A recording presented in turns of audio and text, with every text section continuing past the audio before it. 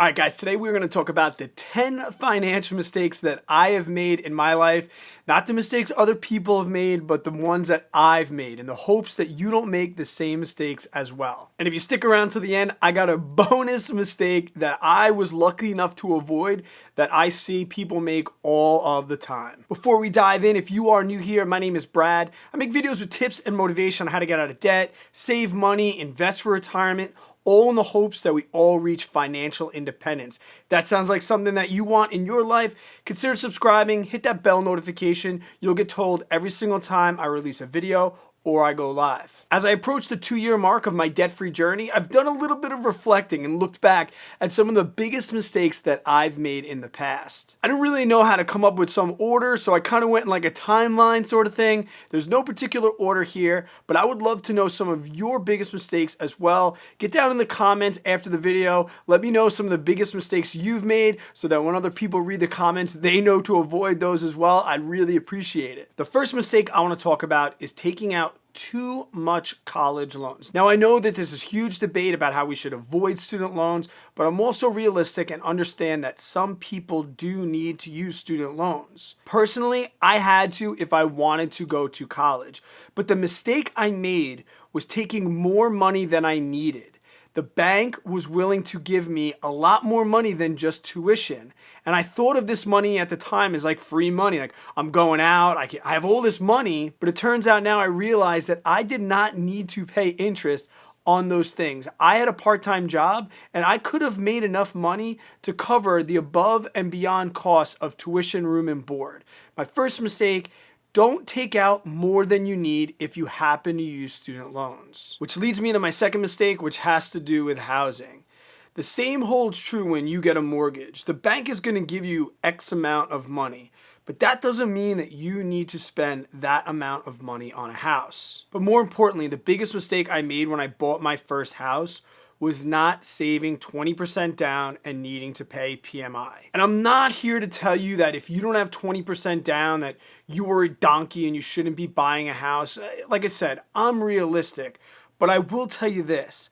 I could have saved for a few more months on my first house and got 20% down, and it would have made my financial life so much better. Just because there's opportunities to put less than 20% down doesn't mean you should take advantage of it, right? Just like in Target, just because it's on sale doesn't mean you need to buy it. Saving up 20% for my second home, it just made me more of an adult. It made me more disciplined. It made me appreciate what I was buying, and it also kept me in the price range that my family and I could afford. Worst comes to worst, if you need to put 20% down and you are going to pay PMI, make sure in your contract for your mortgage you work out the terms to eliminate PMI. Whether that's paying off the mortgage so you have a certain amount of equity in there, just don't be happy with PMI.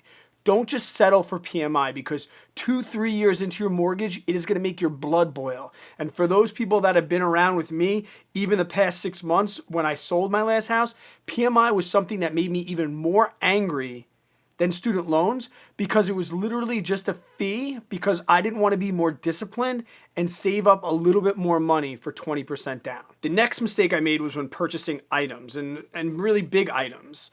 I used to think in the mindset of, can I afford the payment, not afford the item? And some of the most recent things that I can think of were my truck. I remember sitting in there with the dealer and my wife and I sitting and saying, well, we could afford that payment. We can afford that payment. If he comes in with a payment amount at a certain this or that, we'll get it. I couldn't afford that truck. I couldn't afford it, but I could afford the payment. But by affording the payment and not the item, it set me back so much financially. Another one was when we first moved into our first house, we got a big screen TV. Best Buy offered us a 0% interest credit card over a 20-month period. And we said to ourselves, well, we could afford the payment and we're not going to pay any interest, so we're good to go here. And we got that TV. We did not need that TV at all. We definitely didn't need it for the cost that we got it for. Try not to live your life in this mentality. Just because you can afford the payment doesn't mean you can afford the item. My number 4 mistake was not shutting down unused subscriptions And this kind of ties in with cutting the cord. I fought for so long to cut the cord, and now it's been 6 months since I did so. I do not miss cable at all.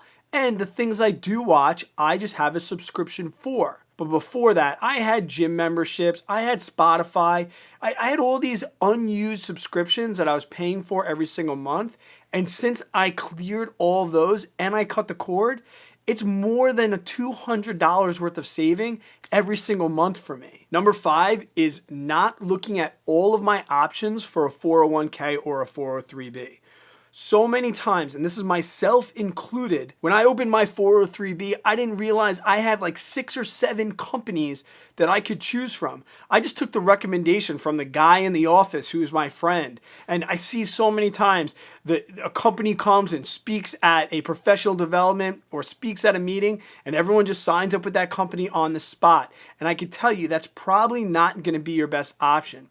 So when opening up a 401k or a 403b, look at all of your available options. Look at the fees, the funds available, the expense ratios. I was with Voya for 3 years before I realized that the fees were killing me. And I only went with them because someone recommended them and I did not do my research. A huge, huge financial mistake. Finding the companies available to you is really, really easy. Call your HR department. For me, I have a third party called Omni that deals with everything. It's not that difficult. Just do a little bit of research, even if you have one right now. If you were the person that went with the company that your friend told you to go with, or with the guy at your professional development meeting, it is not too late. Look at what you have, look at the options available to you, and make the appropriate changes if you need to. My 6th financial mistake was not starting a budget earlier because I felt like a budget was going to be a restrictive thing and it was going to deprive me of all the things I like. And I still hear it all the time, guys. A budget is not there to deprive you. It is there to just allow you to spend money because you've made a plan. I spend money now. It's amazing because I planned for it. I don't feel guilty. It's incredible. And I avoided a budget for so long because all I thought in the back of my head was that a budget was meant to keep me from spending money. That's not the case. A budget is there to help you see where your money's going. It just shows you the in and it shows you the out. So many times we just look at all the money coming in and then we don't realize where it's going. That's all a budget does. If you're fighting a budget right now, just go for it. I'm telling you. If you are somebody that feels bad spending money, look at your budget. Because if you budget for an item and then you buy it, you were an adult, you made a plan, you stuck to it, and there's nothing to feel guilty about. Number 7 is not realizing how much a good credit score can save you thousands of dollars. When I first started my debt-free journey, I listened to Dave Ramsey. I cut up all my credit cards, and over the next 2 years, I saw my credit score plummet. And I was from that mindset. Let's get our credit score to 0, or let's use manual underwriters. We don't need a credit score. A credit score just says that we are good at paying off debt. Well, I know now that's not exactly the case. When you limit yourself to finding that one company that will do the manual underwriting for you, you eliminate so many options. I got my mortgage rate so low because I was able to shop around. But I do know this, when I purchased my second house, my credit score was about 100 points lower because I've cut up all my cards, I wasn't using any debt, and my interest rate is higher than it would have been if I had my old credit score. And over the course of a 15 or 30 year loan, it shot me in the foot. I kind of regret it a little bit. I know now that I could have used those credit cards wisely. I could have got reward points. I am killing it with reward points, traveling for free. It's incredible. It doesn't make me spend any more because I'm a disciplined adult and I know how to spend my money. And I'm building my credit score back up again. Even if you keep those credit cards around and you don't use them, if you're going to be buying a house, I'm telling you, a credit score is going to be a good thing. Now, I'm not for, financing cars or anything like that. So I'm not going to say that if you're using your credit score to try and get a good interest rate on a car loan, no. But for housing, if you are going to buy a house, we're talking about a huge purchase, even 0.5% interest, or even as much as 1% interest, over the course of that loan, you kind of need a good credit score for that. And I wish I would have known that before I cut up all my credit cards and I really got a bigger interest rate on my next house. Number 8 is not taking advantage of a high interest online savings account. I had my money parked in Chase for years in a Chase savings account making 0.01% interest. And it wasn't until I got on here and listened to videos from the debt-free community and listened to the advice of friends that I got myself into a high interest savings account. And I've made more interest in the past 8 months than I did the last 8 years with Chase. If you've been around a little bit, you know I use Capital One 360 Money Market. I made a review video on it. I am so happy with them. I know there's some competitors that are fighting for customer acquisition and price and interest rates are up for some companies and then they drop back down. Capital One has been nice and consistent. They have storefronts. I love them.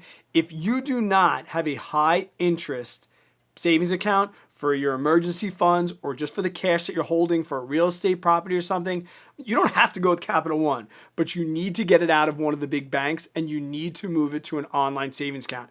You're doing yourself a giant disservice by not taking advantage of some of these accounts. You need to be getting at least right now 2% for your money. That might change in the future, but right now, you have to be getting over 2% on your savings account or you're shooting yourself in the foot. The next mistake I made that just killed my financial future was just paying minimums on debts. Right now, a good majority of us, we have some sort of debt. I had it. When I started my debt-free journey, I was going to be paying off some of my student loans for 30 years by just paying the minimums. 30 years. I don't care if you use the debt avalanche. I don't care if you use the debt snowball. I don't care. But pay off debts, pay off more than the minimums. I've literally taken 28 years off of my student loan payments by paying more each year. I personally use the debt snowball, but before I got on my debt-free journey and before I really started looking at my own personal finances, just paying the minimums, that's what the banks want you to do. If you're just paying the minimums, you're keeping those banks in business. Time to put yourself in business and get rid of those debts by applying more than just the minimums. My last tip before the bonus is I wish I would have opened a Roth IRA earlier in my life. I've had earned income since I was pretty much 16 years old. What I mean by that is I've been working on the books, paying taxes and filing tax reports since I was 16 years old. I'm 38 right now. And I did not open a Roth IRA until I was 37 years old. And that's pretty much just because nobody ever talked about it in my family, right? We did not talk about money. We didn't do those. My parents didn't have a Roth IRA. I wish I would have known. I'd heard about some friends doing it earlier in life, but I was kind of intimidated and I was scared. And, investing is so confusing. I know now that is not the case. If you have earned income and you do not have a Roth IRA open, go and open one today. Personally, mine's in Vanguard. I'm not sponsored by them. I really trust them. I love them. I just did a video on VTSAX you can check out.